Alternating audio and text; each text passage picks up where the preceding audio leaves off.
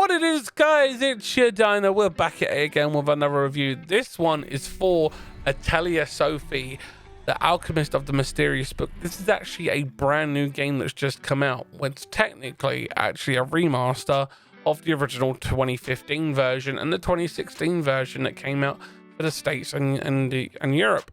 This game got rated teen and 12 plus. It is made by Gust, published by Koei Tecmo. It has a cel-shading style. It is a turn-based RPG with a heavy emphasis on item creation, exploration, and resource gathering, because you play an alchemist and you have to obviously farm your resources so you can do your alchemy, and you use that as a key integral part of the character development and plot progression through the game. You're able to take on side quests in the form of requests that are given to you by random NPCs in order to gain money and rare resources. The cool thing about the game, though, for me, is that the alchemy is a key part of the game because it drives forward the narrative of the story. You develop these cool formulas, and then it triggers a cutscene where the story is advanced a bit further, and you unlock new areas in the game, allowing your character Sophie to then gather new resources and learn more advanced recipes. The alchemy system is actually a mini game within the game, the way that they've designed it, which is very smart because it keeps the fun level up, because you're trying to get all these high points on your alchemy to make the best possible item. But it doesn't stop there.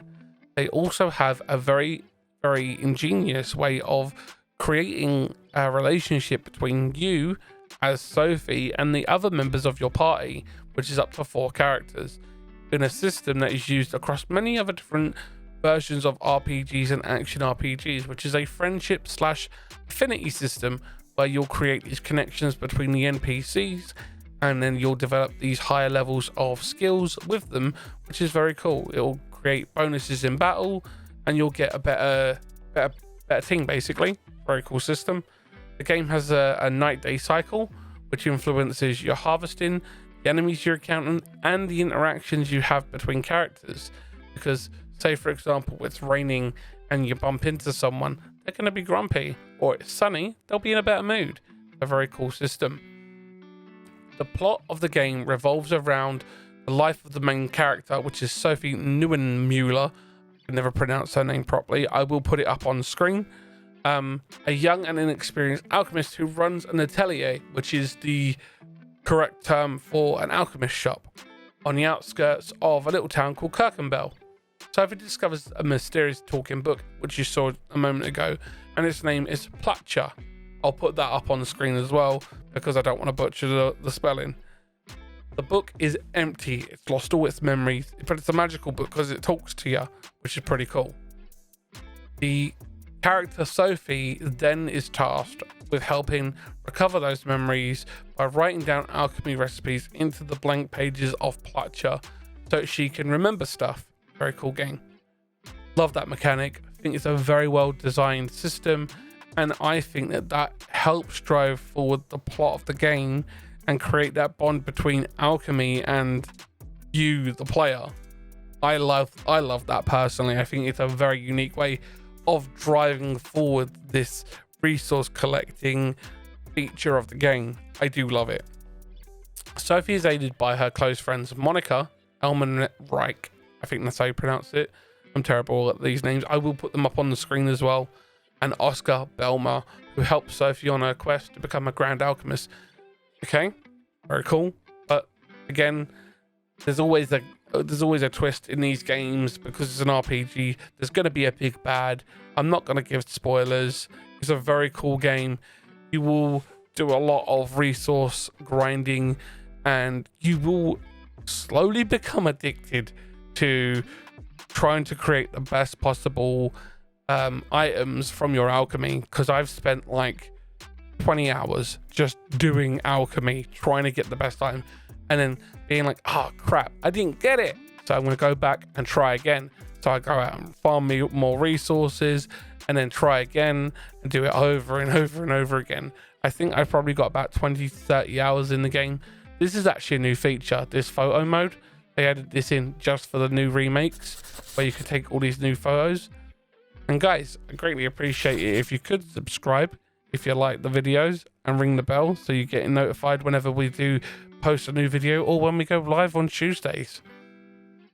I do like the kawaii design of the games. I think they're very pleasing, you know. It's like, it's not as hard hitting as something, say, Dragon Age or Mass Effect or Final Fantasy, with its hard, gritty, raw, more mature gameplay style.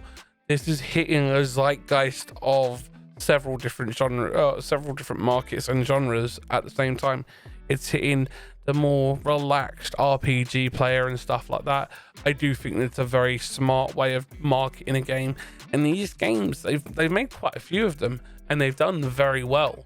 They've actually made, I think, something like 22 different Atelier games over the last couple of years. They're amazing. They're really good games. And this one is a brand new remake series that has been released, and you can play on the PlayStation 4, the PlayStation 5 through the backwards compatibility feature, and the PC, which is really cool. So you can actually pick it up on a couple of different platforms. I think they do actually have a couple of the Atelier games available on Switch as well. Sadly, they're not on the Xbox as far as I'm aware, but that may change, you know. And this one is actually coming out today, and it has 3 games if you pick up the Trilogy version, which are all 3 games, and they all tie into one another. And I will have a review up for each individual one. I've had these games for a while, and I have been reviewing them for quite a while, so I hope you do enjoy them, and I hope you get some enjoyment out of that. I will be posting these up, and you guys can check them out, and you can enjoy what I've posted, and hopefully like it, subscribe, and it will pull you in and you'll check out more of the content. But anyway, back to the review. The battle system is very, very cool. The way that they've done this game is very, very good, because the battle system isn't as taxing, but it uses some key features from older RPGs and some that have been adapted for newer RPGs as well, which is an ATB system that uses a stagger/break system. So if you hit an enemy hard enough, you could push them down on the ATB system. This is used in the Octopath Traveler. This is used in the Dragon Quest games. It's actually very, very, very, very cool system and has been used for quite a long time. I do like the character designs, and with this new version, you can actually get access to some different outfits. So you can change the character's looks. Actually kind of cute, kind of kawaii. I do think that's very nice. And as you saw before, I do stream on Twitch as well. Link will be in the description below. If you do want to come by and check me out when I stream over there. It's Wednesday to Sunday, 6 p.m. till midnight, maybe 1 a.m. Depends on how I'm feeling. Sometimes I push it a bit longer. We do play a lot of different games, from RPGs, shooters, and all sorts. This game, however, is very, very cool in the way that they've done it. I have the video running at 150% because obviously I don't want to have the video be like 30 minutes long, but I wanted to show you guys a really cool cross section of both the gameplay, the story, the really cool cinematics, and the character designs as well. So I hope you've enjoyed seeing those and seeing the depth of the gameplay's design and stuff like that, because I really do love this series, and I'm probably going to pick up a couple more of them as time goes by. I do have the first Atelier Ryza, Atelier Ryza 2.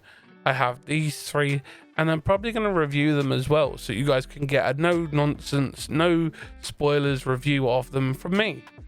I do think that the pros of this game is that it's available for all ages to jump in and give it a go if they're looking to try out an RPG, because it's not graphic. It's a team-based game, so there isn't loads of gore and blood like there would be in some more mature RPGs. The only con, however, is that there is a lot of talking. That may be an off-put for some gamers. I know that some gamers do find that kind of jarring, but I love it. I think it's a great way of telling a story and making some really cool content along the way. They have a very cool system, as you can see it, the LP system as well, which basically is like your character's fatigue as you play through. If you do too much, your character can become fatigued and you have to go and rest and make sure that you're relaxed and you've slept. And it's very, very cool system in the fact that you've got a bit of time management as well and resource management in yourself. So you have to bear in mind that certain aspects of the game may drain your characters further, like fighting in battles, and resource gathering is a very laborious, time consuming task for the character, so it's going to drain their LP a lot more. However, being at home at the atelier, you're actually going to lose less LP because you're in a safe, comfortable environment, so your character is more relaxed. Anyway guys, thanks for watching. I greatly appreciate it. If you like the video, hit the like button. If you don't like it, hit the dislike button. Share, comment, greatly appreciated. I'll catch you in the next one. Take care guys. Bye.